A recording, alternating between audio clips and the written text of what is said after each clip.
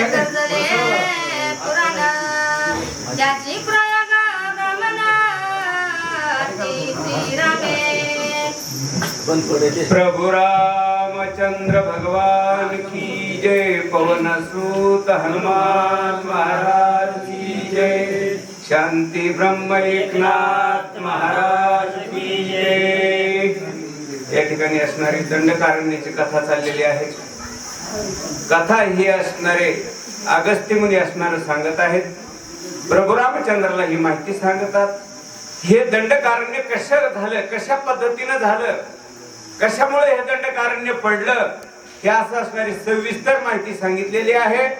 आणि या ठिकाणी असणार राजा कोणीही नव्हता, म्हणून सगळे राक्षस वस्ती असणारी ह्या दंडकारण्यामध्ये झालेली आहे।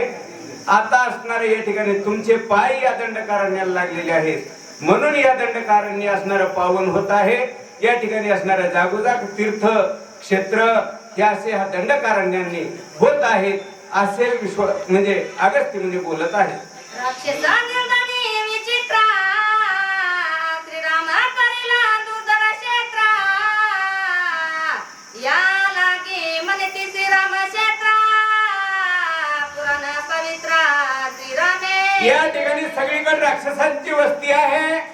या ठिकाणी असणारे प्रभू रामचंद्र राक्षसांना आता मारतील आणि हे रामा त्याच्यामुळं श्रीराम क्षेत्र असे असणारे नाव जागोजागी असणाऱ्या दंडकारण्यामध्ये पडतील। ऐशी ऐकताची कथा परमाच्या रघुनाथ ऋषी चरणी देवीला माता वय पुसता वनस्वस्ती। अशी ही कथा असणारी प्रभू रामचंद्राने अगस्तीच्या मुखातून ऐकली आणि प्रभू रामचंद्र असणारे ऐकून असणारे शांत समाधान झालेले आहेत आणि त्यांनी अगस्त्य मुनीच्या पायावर मस्तक टेकलेलं आहे, दर्शन घेतलं आणि हात जोडून विनंती केली, हे महाराज आता मी असणाऱ्या कोण्या ठिकाणी मुक्कामाला राहू? सुमित्रा सहित सीता म्यावसावे कोट्यात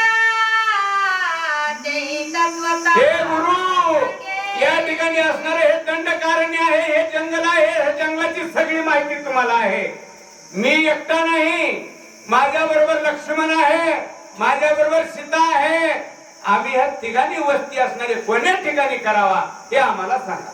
तुझे वचन मालिकित त्या म्या करणे निश्चित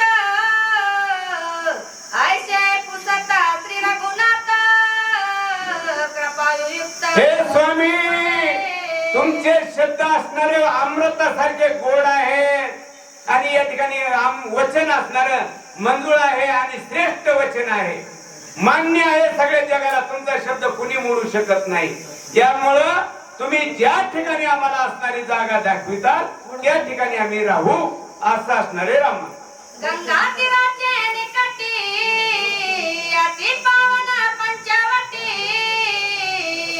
तेथे बांधुनी पर्णकुटी सुख संतुष्टी वसावे। त्यावेळेस अगस्त्य मुनीने सांगितलं, हे असणाऱ्या राम प्रभू या ठिकाणी असणारे हे गंगा नदीचं तीर आहे।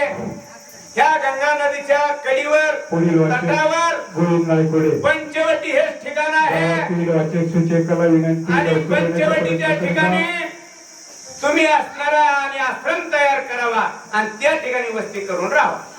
प्रभु रामचंद्र भगवान की जय। पवन सूत हनुमान।